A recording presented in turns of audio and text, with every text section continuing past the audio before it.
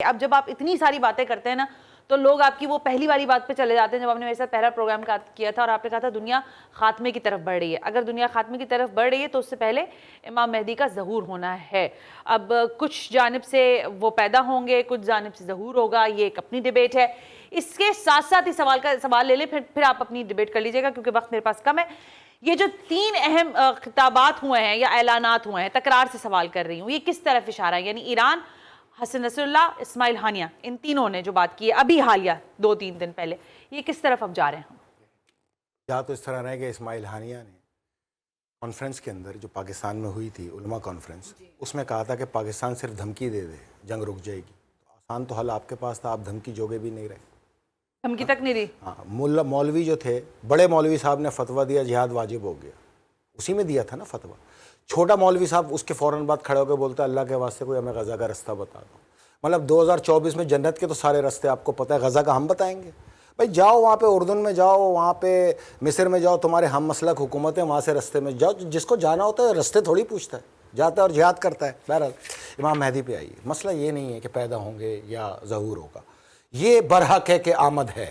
برحق ہے. اچھا, اس میں علماء اہل سنت, حنفی, شافعی, بریلوی یا اپنا مالکی, یہ تمام علماء کی احادیث ہیں.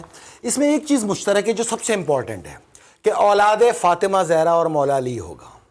یعنی مولا علی اور بی بی فاطمہ زہرا سلام اللہ کی اولاد سے ہوں گے, یہی ہے نا, انہی کی نسل سے ہوں گے. تو قوم سادات ہوئی, سید قوم سادات سے ہوگا. تو ہم آپ سے یہ کہتے ہیں اس میں آپ اپنے انرجی ضائع نہ کریں, یہ ہمارا سادات کا فیملی میٹر ہے, آپ میں سے نہیں ہوں گے, اس لیے آپ پتلے نہ ہوں اس فکر میں.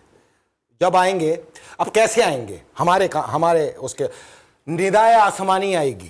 اس دن ندائے آسمانی آئے گی, حضرت جبریل آخری بار پیغام پہنچائیں گے جس کو دنیا میں بسنے والے اربوں لوگ اپنی اپنی زبانوں میں سمجھیں گے. چینی اپنی زبانوں میں سمجھے گا, جاپانی اپنی زبان میں سمجھے گا, انگلش اپنی زبان میں سمجھے گا, اردو اپنی زبان میں سمجھے گا, اور عربی اپنی زبان میں سمجھے گا. تو اس سے بڑا تو کوئی نشانی نہیں ہے. تو اس ندا کا انتظار کریں جسے نداء الاخیر کہا جاتا ہے. تو امام مہدی کی آمد کا جب ندا ہوگی تو ان کا ظہور خانہ اللہ کی طرف سے آئے گا نا, اللہ کی آواز آئے گی نا, تو اللہ کے گھر پہ آئیں گے, اللہ کے گھر کے اوپر ظہور ہوگا. تو اس میں یہ آپ کو کہا جائے گا کہ آئیے اور ہم نے آپ کے خلیفہ اور امام کو معبود کر دیا, آپ پہ آئیں اور اس کی بیعت کریں. تو جو بیعت کریں گے وہ مومنین ہوں گے, جو شش و پنج میں مبتلا رہیں گے جیسے اس جنگ میں کہ کالے جھنڈے جائیں گے اور آئیں گے اور ہم لڑیں گے اور جہاد واجب ہو جائے گا اور رستے بتاؤ جی ہمیں, ہم وہاں کیسے جا کے لڑیں, یعنی لفاظی باتیں کریں گے, وہ دجالی ہوں گے یا پھر مسلمان ہوں گے. سیدھی سی بات ہے, اس میں سوچنے والی کون سی بات ہے؟